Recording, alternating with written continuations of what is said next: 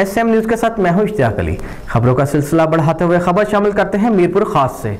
پاکستان مسلم league کاف سندھ کے صدر طارق حسن کی میرپور خاص آمد۔ طارق حسن کی میرپور خاص آمد پر ذمہ داران و کارکنان کی جانب سے والہانہ استقبال کیا گیا۔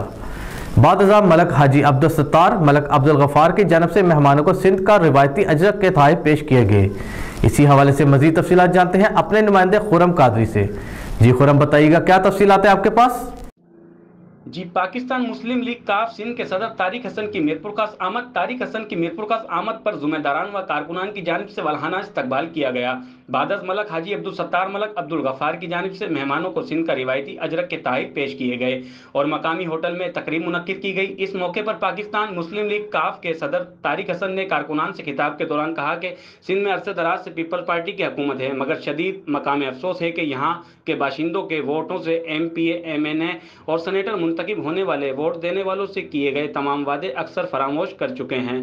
تھر کی مدنیات کی آمدنی میرپور خاص پر خرچ ہو تو یہ ڈویژن ملک کا ترقی یافتہ ڈویژن بن سکتا ہے۔ طارق حسن نے میرپور خاص میں 2012 سے اربوں روپے کی لاگت سے شروع ہونے والے سول اسپتال کا آج تک نان فنکشنل رہنا بدترین لمحہ فکریہ قرار دیا اور گہری تشویش کا اظہار کیا۔ ان کا مزید کہنا تھا کہ پاکستان تحریک انصاف کی حکومت نے اقتدار میں آنے کے بعد عوام کو ریلیف فراہم نہیں کیا، جس کی وجہ سے پی ٹی آئی کی مقبولیت میں کمی ہوئی ہے۔ ہم چونکہ مرکز میں پی ٹی آئی حکومت کی اتحادی ہیں اور سندھ میں پیپل پارٹی کی حکومت ہے۔ اگر اب بھی عوام کو ریلیف نہیں دیا تو الیکشن میں نقصان ہوگا۔ عوام غربت اور مہنگائی کے بوجھ تلے دبے ہوئے ہیں۔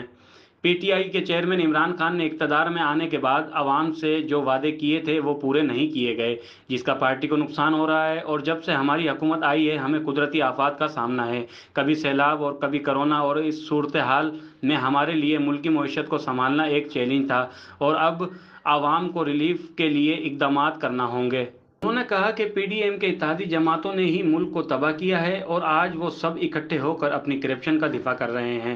ہم سندھ کے سیاسی دورے پر نکلے ہیں اور میرپور خاص سے تنظیم سازی کے عمل کو شروع کیا ہے، اور جس کی طرح سے میرپور خاص میں دورے کا افتتاح ہوا ہے یہ ہماری کامیابی کی نوید ہے۔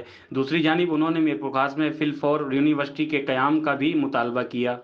اس موقع پر ایڈیشنل جنرل سیکریٹری معیز الحسن، سیکریٹری اطلاعات صادق شیخ، کاف لیگ کے ضلعی صدر comrade Imran Rajput, labour wing Sindh کے صدر عبدالقیوم خان، شاہد عباسی، یوتھ ونگ کے صوبائی صدر عبدالرحمان خانزادہ، خواتین ونگ سندھ کی جنرل سیکریٹری نائلہ انعام فرید قریشی، محترم رانی محمد احمد طارق اور دیگر بھی ان کے ہمراہ موجود تھے۔ کیمرہ مین حسن رضا کے ساتھ محمد خرم قادری، میرپور خاص۔